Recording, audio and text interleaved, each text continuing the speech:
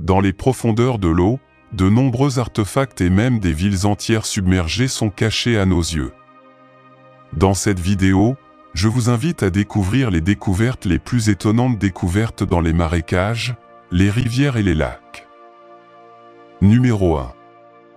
En 2022, un habitant de l'île de Bohol aux Philippines, âgé de 78 ans, est allé se promener en forêt. Lorsqu'il n'est pas rentré chez lui à la tombée de la nuit, sa famille s'est alarmée et a contacté la police. Les recherches pour retrouver l'homme disparu ont commencé le lendemain. Le premier jour, les chercheurs ont trouvé un petit pain cuit à la vapeur. Les proches du vieil homme ont rapporté qu'il avait emporté certains de ces pains lors de sa promenade. Le deuxième jour, on a découvert un endroit où quelqu'un avait fait cuire du riz et encore une fois la moitié d'un de ces pains a été retrouvé. Le troisième jour, l'un des volontaires inspectait une partie de la forêt près d'une rivière lorsqu'il entendit le bruit des griffes d'un crabe. Il devina que l'homme affamé était peut-être allé à la rivière pour attraper des crabes. En sortant de la forêt, il réalisa que son hypothèse était correcte. Le vieil homme était assis sur les rochers au bord de la rivière. Grand-père était en bonne santé et sans aucun dommage. Les chercheurs l'ont ramené chez lui, où ses proches l'attendaient avec impatience. Numéro 2. En regardant cette vidéo, vous pourriez penser que l'eau de la rivière est colorée en rouge par un logiciel de montage vidéo, mais il s'agit en réalité d'une vraie rivière. À environ 100 km de la ville péruvienne de Cusco coule la rivière Palcuayo, dont les eaux sont d'une vibrante couleur rouge framboise. Cette particularité attire de nombreux touristes et constitue une attraction naturelle distinctive du Pérou. La rivière Palcuayo ne prend cette couleur inhabituelle que pendant la saison des pluies. À d'autres moments, ses eaux sont assez troublées de couleur brune. Avec l'arrivée des pluies, la rivière change non seulement de teinte, mais devient également plus large, plus profonde et plus propre. Alors pourquoi un phénomène aussi inhabituel se produit-il dans la rivière Palcuayo? La raison en est que la rivière prend sa source dans la région des montagnes arc-en-ciel des Andes. Soit dit en passant, ces terrains sont également tout simplement fantastiques. Ces couches colorées se sont formées il y a des millions d'années à partir de grès rouges qui, sous de nombreux facteurs, ont pris différentes couleurs. Une quantité importante d'oxyde de fer provenant des montagnes Rainbow pénètre dans la rivière Palcuayo, lui donnant sa couleur rouge. Numéro 3. Un exemple notable de la façon dont les animaux peuvent s'adapter à des conditions extrêmes et survivre est démontré par les alligators du parc naturel de Caroline du Nord.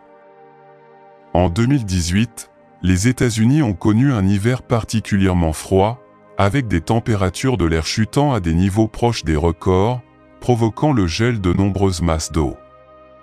Les zones humides du Shot River Swamp Park ne faisaient pas exception.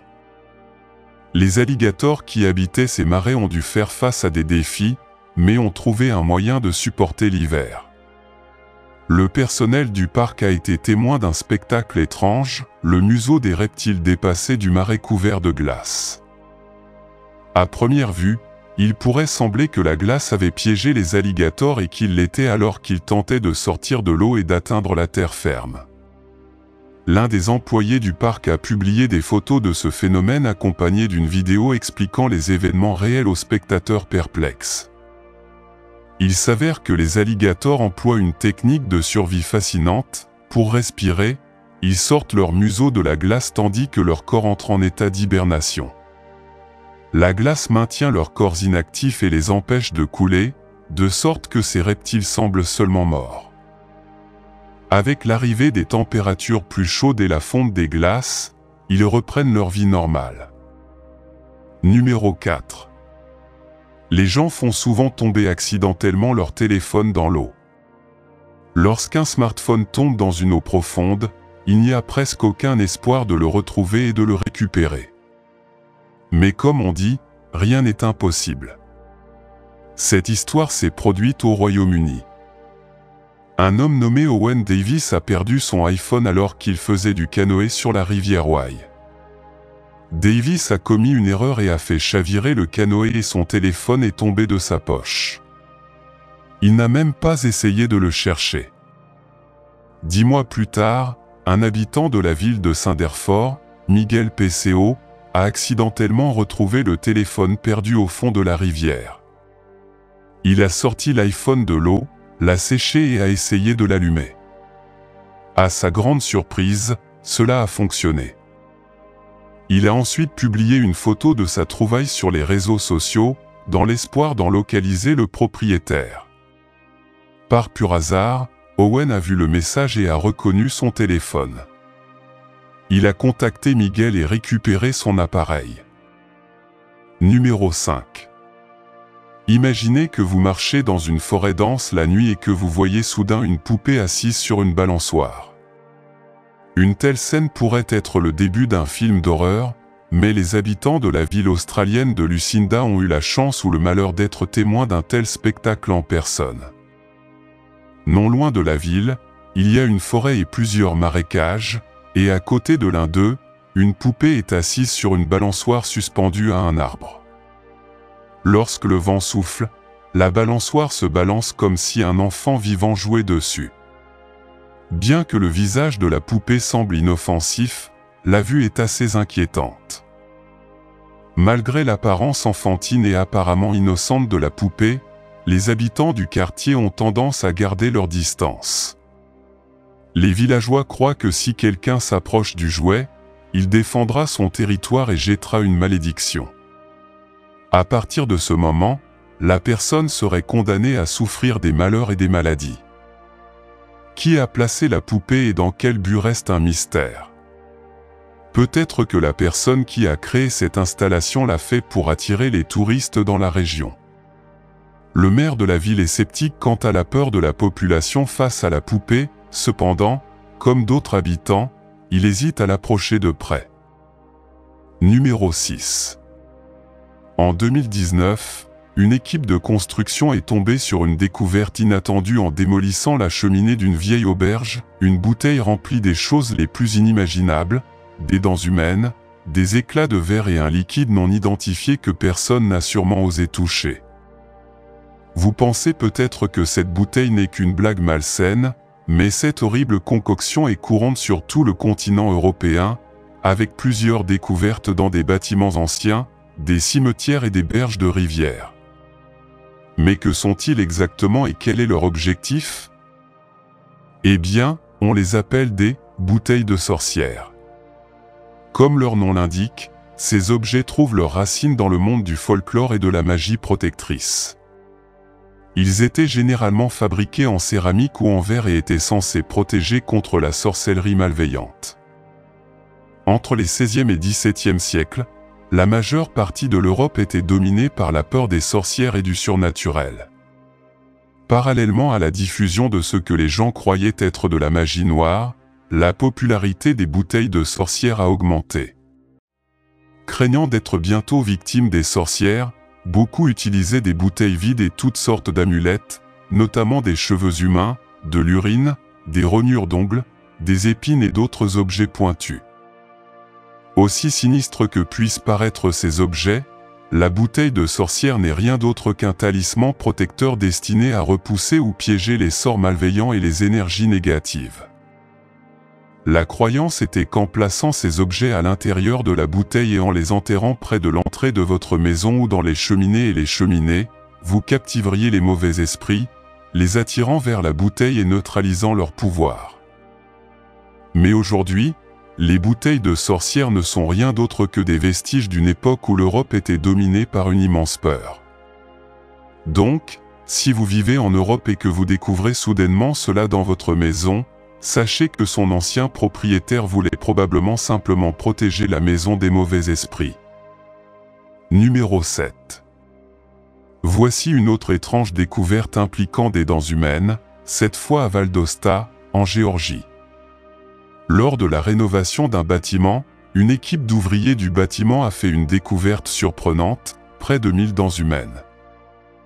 Les dents ont été trouvées derrière un mur au 2e étage du bâtiment et les travailleurs n'étaient naturellement pas préparés à ce qu'ils ont trouvé. Les autorités et les travailleurs étaient perplexes quant à la façon dont ces dents se sont retrouvées derrière les murs du bâtiment. Est-ce juste la collection d'un fou? Pas exactement. Après avoir étudié l'histoire du lieu, on a découvert que la pièce avait été utilisée comme cabinet dentaire pendant près de 100 ans, à commencer par le docteur Clarence Whittington, un dentiste qui a commencé son cabinet en 1900. Le plus curieux est que lors de la rénovation autres bâtiments, plusieurs dents ont également été trouvées à proximité dans ces murs. Il semblait que stocker les dents sur les murs des bureaux était une pratique courante à cette époque. Aujourd'hui, lorsqu'une dent est extraite, elle est considérée comme un déchet médical et un système spécialisé se charge de son élimination en toute sécurité. Mais peut-être qu'à l'époque il n'existait pas de système de gestion des déchets médicaux réglementé comme c'est le cas aujourd'hui, et que les dentistes n'avaient d'autre choix que de se débarrasser des dents extraites en les plaçant dans des murs. C'est une surprise pour les rénovateurs ou les historiens modernes de découvrir cette collection dentaire inattendue, mais les autorités de Val d'Aosta ont décidé de l'accepter et ont même mis les habitants au défi de deviner combien de dents ils ont trouvé en échange de $100. Numéro 8. Plus tôt cette année, un exterminateur californien est tombé sur un trésor inattendu. Il ne s'agissait pas d'un artefact précieux, mais de 700 livres de glands laborieusement collectés par un pic travailleur. Le problème est que cet entrepôt alimentaire était situé dans l'enceinte d'une maison en Californie. Les glands découverts étaient empilés sur environ 20 pieds, du sol au grenier de la maison, et vous ne pouvez qu'imaginer combien de glands le pic avait ramassé. Malheureusement pour le pauvre oiseau, le stock qu'il avait constitué depuis des mois est désormais revenu à zéro, les exterminateurs ayant récupéré les glands et les ayant jetés. Sans les petits vers qui rampaient hors des murs de leur maison, le couple qui y vivait n'aurait pas su que les glands étaient là en premier lieu. Les créatures comme les pics, les écureuils, les souris et autres petits animaux dans la nature préparent souvent l'avenir, en particulier pour la dure saison hivernale. Ce pic particulier a percé le bois dans l'espoir de créer une cachette sûre, mais a malheureusement choisi le mauvais endroit. Cependant, les exterminateurs ont confirmé que l'animal était sain et sauf. L'oiseau devait recommencer à chercher de la nourriture pour l'hiver et, espérons-le, trouver un meilleur endroit pour se cacher. Numéro 9. Une découverte extraordinaire a été faite par un homme du coin qui voulait simplement rénover son sous-sol. Ce qu'il a trouvé derrière lui était tout simplement étonnant, une entrée vers une vaste ville souterraine s'étendant jusqu'à 18 étages et capable d'héberger jusqu'à 20 000 personnes. Ce complexe souterrain est maintenant connu sous le nom de ville souterraine de Derinkuyu, depuis sa découverte, a été salué comme la plus grande communauté souterraine. Derinkuyu est situé dans la région historique de la Cappadoce, au centre de la Turquie, connue pour ses formations géologiques uniques telles que les cheminées de fée et la roche tendre appelée tuf. Grâce à cette roche, les habitants locaux ont créé des habitations souterraines, des entrepôts et des temples depuis des millénaires. Derinkuyu est le plus grand complexe souterrain, avec environ 40 structures d'au moins 2 niveaux. Son origine exacte reste un mystère, mais on pense qu'elle a été fouillée par les Hittites vers 2000 avant JC. Ou par les Phrygiens en 700 avant JC. De plus, on pense que les chrétiens locaux ont agrandi la ville au cours des siècles suivants. Conçu pour la défense, il comporte des portes en pierre massive et des éléments défensifs. Entre le 6e et le 10e siècle après JC, des éléments d'influence chrétienne ont été ajoutés, indiquant son utilisation comme refuge pour les chrétiens. La ville possédait des zones résidentielles, des entrepôts, un donjon et des espaces tels que des pressoirs et de petites églises, dont une cruciforme. Ventilé par plus de 15 000 puits, il offrait des conditions stables et modérées, constituant un refuge contre les intempéries et idéal pour stocker des aliments. Numéro 10. En 2015, un couple de Jasper, Indiana, a fait une découverte inattendue. Alors qu'il planifiait les rénovations d'une nouvelle salle de bain et engageait un entrepreneur pour réparer le câblage, Phil Matthew est tombé sur un trésor caché dans son grenier, des lettres d'amour de la Première Guerre mondiale. Ces lettres, datées de juillet 1918, ont été écrites par un soldat de la Première Guerre mondiale nommé Clemens Berger à sa bien-aimée Mary Borrow. Clemens, qui était en service et en formation à West Point, Kentucky, a exprimé dans ses lettres ses craintes d'être envoyé au front et la possibilité de ne plus jamais revoir sa maison ou mari. En lisant les lettres, Phil et sa femme ont ressenti le désir de les rendre à leur propriétaire légitime et de découvrir ce qui était arrivé aux amants. Avec l'aide d'Internet et d'autres, ils ont réussi à contacter Mary Munn et Nancy Teddar, nièces de Clemens et Mary.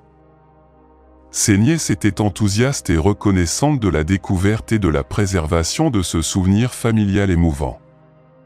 Ils ont révélé qu'en effet, Clemens et Mary avaient connu une fin heureuse, ils se sont mariés un an après la fin de la Première Guerre mondiale, en juin 1919.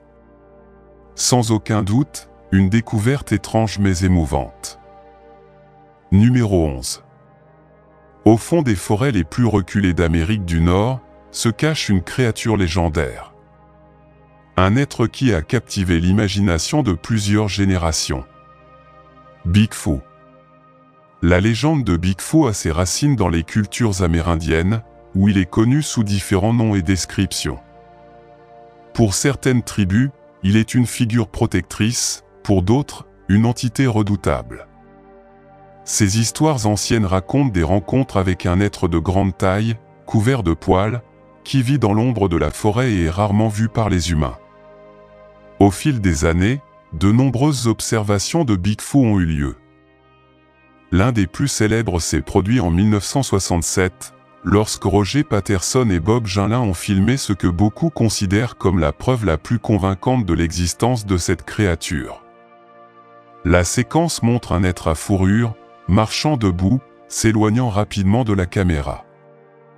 Cette vidéo a été analysée, démystifiée et défendue d'innombrables fois, mais elle reste encore aujourd'hui une référence dans le débat Bigfoot.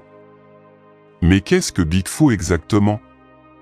Certains pensent qu'il s'agit d'un descendant du Gigantopithèque, un énorme singe qui vivait il y a des millions d'années. D'autres pensent qu'il pourrait s'agir d'une espèce d'hominidé non découverte, une branche perdue de l'arbre évolutif humain. Ces théories reposent sur l'idée que le vaste territoire largement inexploré de l'Amérique du Nord pourrait abriter une telle créature. Les théories ne s'arrêtent pas là. Certains soutiennent que Bigfoot pourrait être une créature interdimensionnelle ou même un extraterrestre. Ces hypothèses plus ésotériques suggèrent que Bigfoot pourrait avoir la capacité de se déplacer entre les dimensions ou qu'il s'agit d'une entité envoyée par des êtres venus d'autres mondes. Cependant, le manque de preuves physiques solides, telles que des restes ou des os, a conduit de nombreux scientifiques à être sceptiques. L'absence de preuves tangibles amène la communauté scientifique dans son ensemble à rejeter l'existence de Bigfoot en tant que légende urbaine ou phénomène culturel. Malgré cela, la recherche de Bigfoot se poursuit. Il existe des organisations et des passionnés qui se consacrent à trouver des preuves concluantes de son existence. Équipés de caméras de vision nocturne, d'enregistreurs audio et de drones, ces chercheurs scrutent les forêts à la recherche de signes de la mystérieuse créature. Des expéditions sont organisées régulièrement, avec des équipes de chercheurs passant des jours et des nuits dans la nature, dans l'espoir d'apercevoir Bigfoot. Bien que beaucoup reviennent avec des histoires de sons étranges et d'empreintes de pas inexpliquées, les preuves définitives restent insaisissables. Bigfoot n'est pas seulement une légende américaine. Des histoires de créatures similaires se retrouvent partout dans le monde. Dans l'Himalaya, on parle du Yéti, un être semblable qui vit dans le froid et les hautes montagnes. En Australie, les aborigènes racontent l'histoire du Yowie, une créature d'apparence similaire qui rôde dans les forêts. En Russie, l'Almasty est un personnage similaire, avec des histoires remontant à plusieurs siècles. Cela suggère que le mythe d'une grande créature velue est universel et a perduré à travers le temps et les cultures. La fascination pour Bigfoot a également influencé la culture populaire. Des films, des émissions de télévision, des livres et des documentaires ont exploré la légende, offrant un mélange de faits, de fiction et de spéculation. La figurine Bigfoot a été utilisée dans la publicité, dans les jouets et comme symbole de la recherche de l'inconnu. Ce phénomène culturel a maintenu la légende vivante et favorisé un sentiment de mystère et d'aventure. Que Bigfoot soit réel ou non, sa légende perdure. Il représente le mystère et la fascination pour l'inconnu, rappelant qu'il existe encore des choses dans notre monde qui échappent à notre compréhension. L'idée qu'une créature d'une telle taille puisse échapper à la détection pendant si longtemps nous invite à réfléchir à l'immensité de notre planète et aux secrets qu'elle peut encore receler. Et vous, croyez-vous en Bigfoot? Ou pensez-vous qu'il s'agit simplement d'un mythe, alimenté par l'imagination et le désir de croire à l'inexplicable? La prochaine fois que vous vous retrouverez dans une forêt solitaire, gardez les yeux ouverts, peut-être, serez-vous le prochain à le repérer. Et en attendant, la légende de Bigfoot continuera d'inspirer les explorateurs, les scientifiques et les rêveurs.